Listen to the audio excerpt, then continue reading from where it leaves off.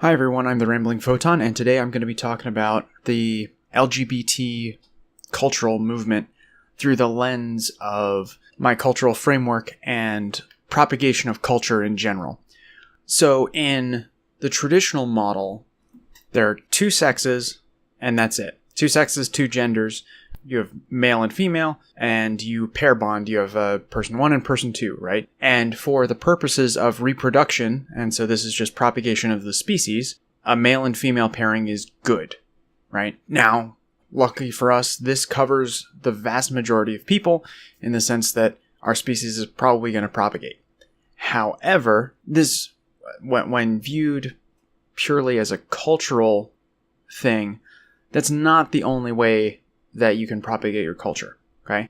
Now, looking at the sort of LGBTQAI plus double plus good model, we have a little bit more complicated a grid, and so the model gets a little bit more complicated. So we have basically 3 instead of 2 boxes, and we have male, female, and then in the middle there's the intersex or trans or whatever, which is sterile for the most part. So we have a male and female pairing which can reproduce, and then we have the male, female, and then any of the intersex sterile pairings which do not result in the propagation of the species. Now that's not to say that they can't propagate the culture, because that's a sort of a different the culture is a different aspect to it, right?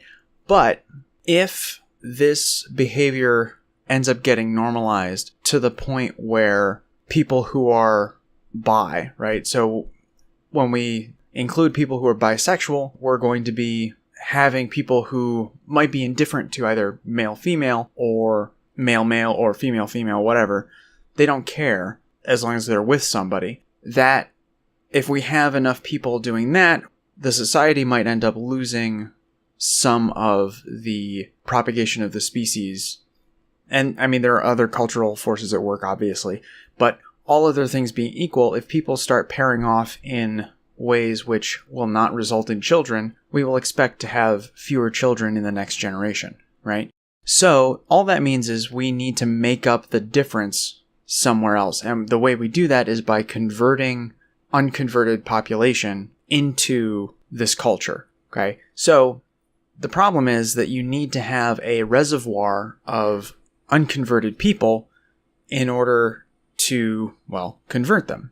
If literally everybody in the world is in your culture and you're not producing children at or above the replacement rate, then eventually you will run out of people. It's a trend that cannot continue. Okay, so we have this general population, okay, and the LGBTQAI plus whatever is a tribe within that general population, okay?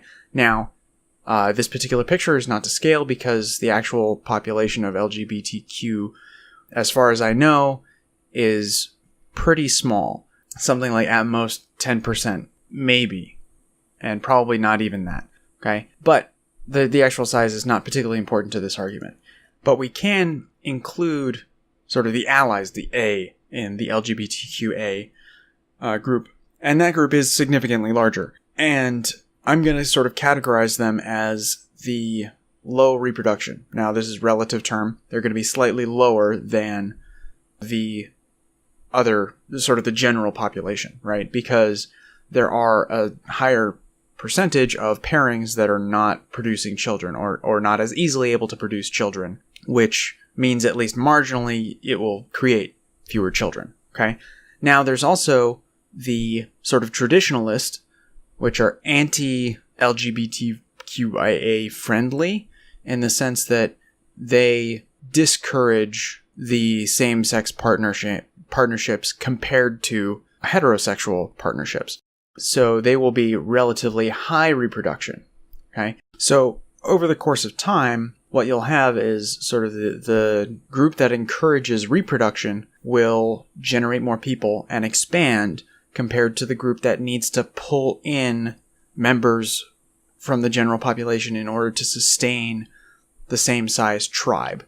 in a sense. So, I mean, there's somewhat a natural tendency for this because in the general population, there will be a number of people who are born that are going to be gay or bisexual or LGBTQ, whatever. So there will be people who migrate into that tribe.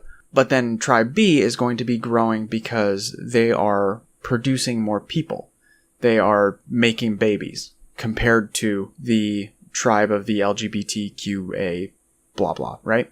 So the thing is, it's not just one group. There's another group which opposes the LGBT agenda, if you will, the push of the LGBT rights and all that stuff. And that group is Islam. So the thing about Islam is that it is not going to be the same as the sort of Protestant Christian thing, right? At least today, when a Protestant Christian doesn't want to deal with your shit, they don't make you a cake. Versus in Islamic countries, the Islamic State, ISIS, all that shit, there are a lot of people who want to punish being homosexual with death, right? And there are the Pew studies and all that shit. You can find it if you want. I'm not gonna... I might post I'll post a link in the description, but I'm not gonna worry too much about that. Now, the thing about that is that Islam is a very, very reproductive society. It is in some ways optimized for making babies, right? So they're going to have a similar push outward with just creating the population in the long term, right? So my uneducated base hypothesis for this situation is that what's going to happen is that Islamic culture is going to grow and gain members and eventually displace the people who I'm calling Tribe A, the LGBTQ friendly groups, will be displaced by the highly reproductive Islamic groups, which will then change the culture, take it over, and then if you throw in that they kill members of the LGBT group, then you end up getting a situation where your LGBTQ friendly groups are going to disappear. And it's not, so some of it is going to be at the hands of violence, but some of it is just that there's not going to be, because it's a group that is reproducing slower, it will be outcompeted in the sense that they're not going to be able to draw as many people into them in order to replace their losses to either lack of reproduction or to groups killing them. And this is also like, if we assume that individuals in each group are equally good at bringing in people from the outside into your group.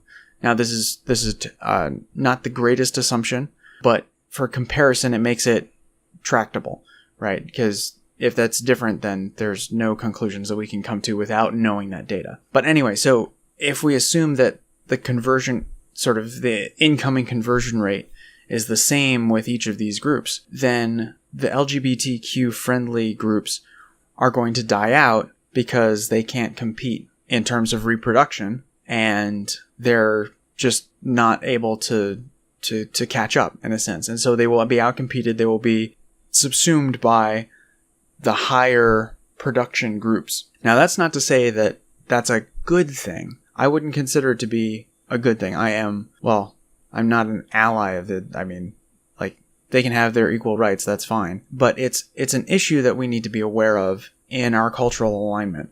I'm sort of in the middle of Tribe A and Tribe B in this particular picture, in the sense that I don't want to oppress anybody, but I do think that culturally we should be encouraging heterosexual relationships and encourage replacing people. So I think that people should be getting married and having kids, basically. They should be trying to reproduce and pass on their genes, because especially if they're intelligent, because I've met far too many people who are academically accomplished and intelligent people, but they decide that the Earth has a population problem, and they need to fix it by not having smart children. And that's stupid, because all of the stupid people are having kids, and you need to produce children to outcompete them, basically.